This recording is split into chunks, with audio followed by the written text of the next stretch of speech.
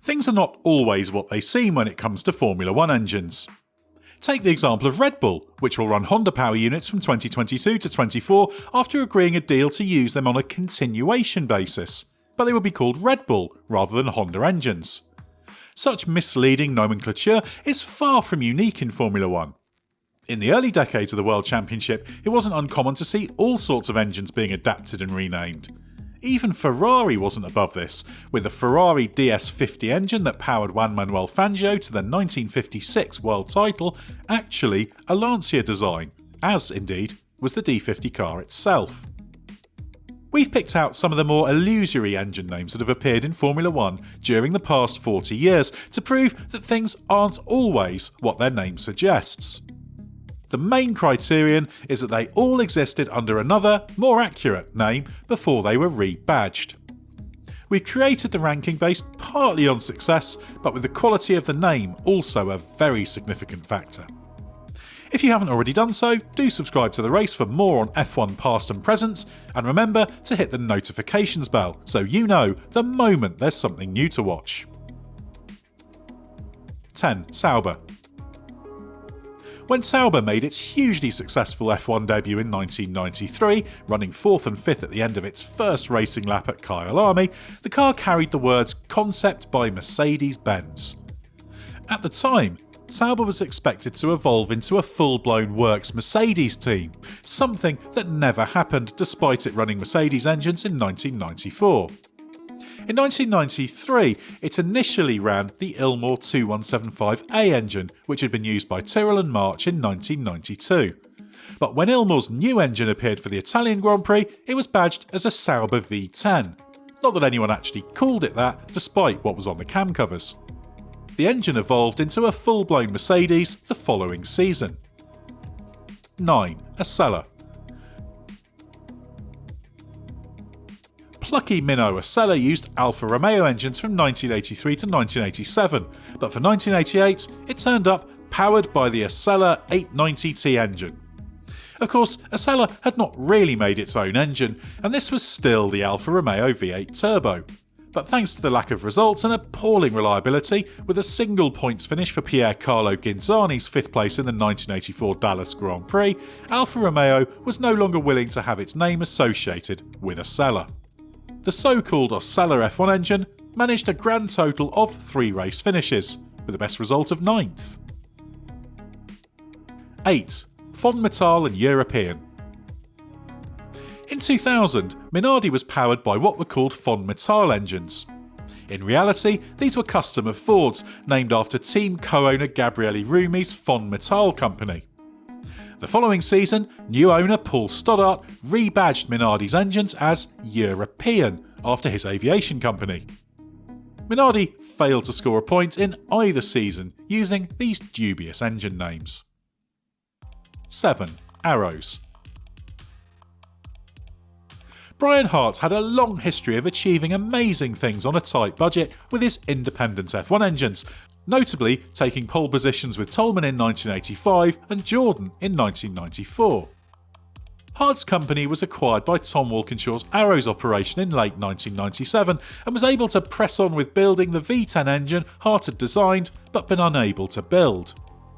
Initially, there were plans that this could become the Yamaha engine before the Japanese manufacturer withdrew at the end of that year, but in 1998, the engine ran as an Arrows.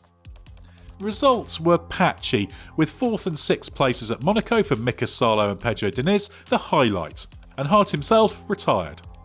But Arrows continued with the engine in 1999 before switching to Supertech power the following season. 6. Asiatech. When Peugeot quit F1 at the end of 2000, the Peugeot Sport F1 facility and its technology were sold to Asiatech, which used the classic naming formula of a geographical area followed by the word tech. It had grand ambitions and a 5-year plan intended to turn it into a fully fledged works F1 team. Running the ex-Peugeot engines was regarded as a perfect soft start to its in-house engine programme.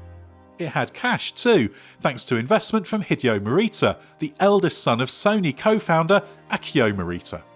It supplied Arrows with its engines, now called the Asiatech AT01, for free in 2001, although the lack of performance was criticised by team boss Tom Walkinshaw.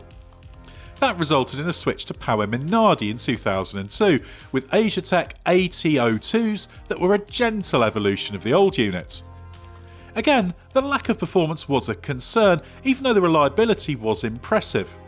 But Minardi owner Paul Stoddart made clear his intention to shift to an alternative supplier in 2003, holding discussions with Ferrari before striking a Cosworth deal. Asiatech was left seeking a new partner. In 2002, Asiatech also unveiled a wind tunnel model and single-cylinder development project that was the foundation of its planned all-new engine.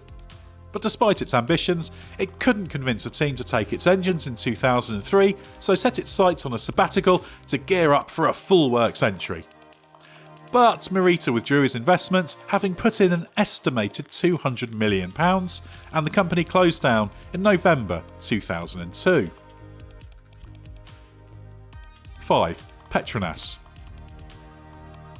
When Ford decided to join forces with Jackie Stewart for an all-new team in 1997, Sauber was left without a works engine supplier.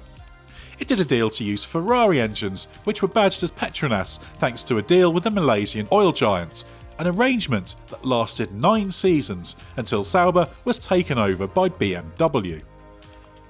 The engines were behind the works specification, as was usual for customer deals in that era, but they were effective and allowed Sauber to claim the occasional podium finish and even take 4th in the Constructors' Championship with a little help from rookie Kimi Räikkönen in 2001. But there was a plan to make genuine Petronas engines that would have been far more than just a rebadging exercise.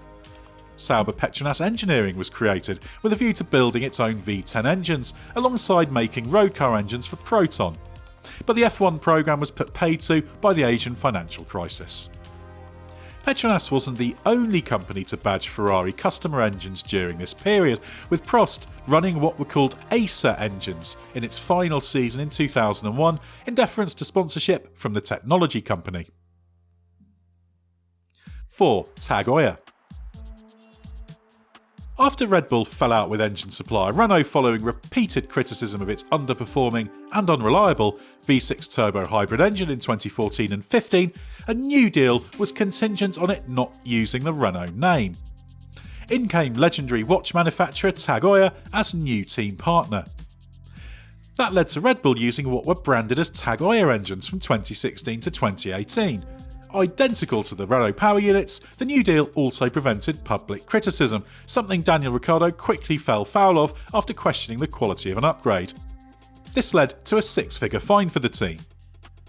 The so-called Tagoya F1 engines didn't always run like clockwork, but did win 8 Grand Prix before Red Bull switched to Honda power in 2019. 3. Megatron, Supertech, Playlife. When Renault announced it would pull out of F1 at the end of 1997, French engineering company Megatron did a deal to continue to use its engine technology and supply it to teams on a customer basis. Megatron had a long history of working with Renault and was already heavily involved with the preparation of its works engines. Megatron engines powered both ex-works Renault teams, Williams and Benetton, in 1998. While Williams ran its engines as Mechachromes, Benetton badged them as Playlife in deference to a fashion company owned by the Benetton family. In May 1998, Supertech, run by Flavio Briatore, announced it had acquired the rights to distribute the engines, which continued to be prepared by Mechachrome. It continued to supply Williams and Benetton in 1999 alongside the new BAR team. For its final season in 2000, the Supertechs powered Benetton and Arrows.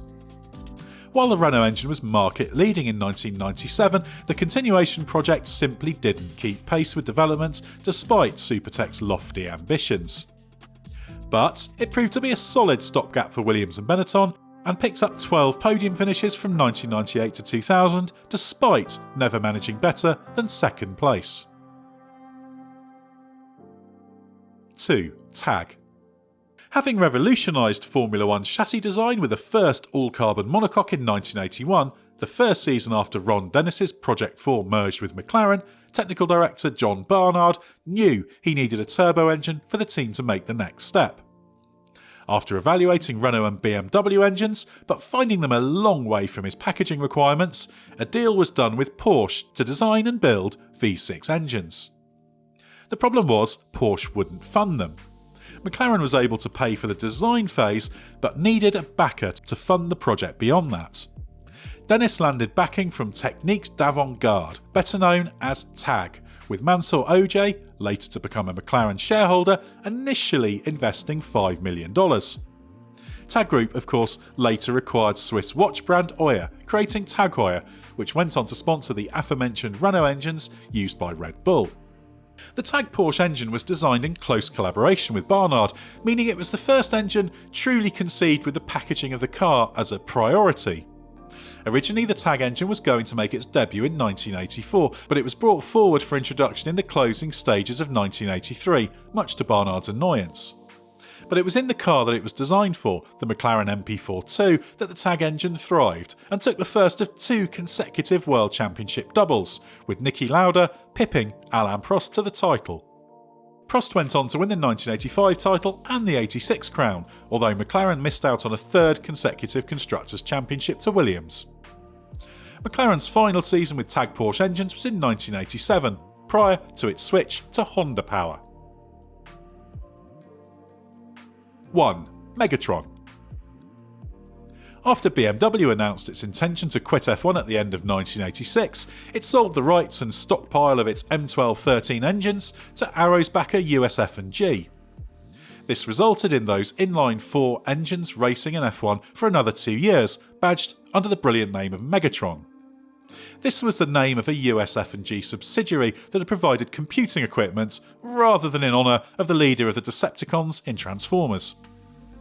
Curiously, the Megatron continuation engines ended up competing against Pucker Works BMWs in 1987.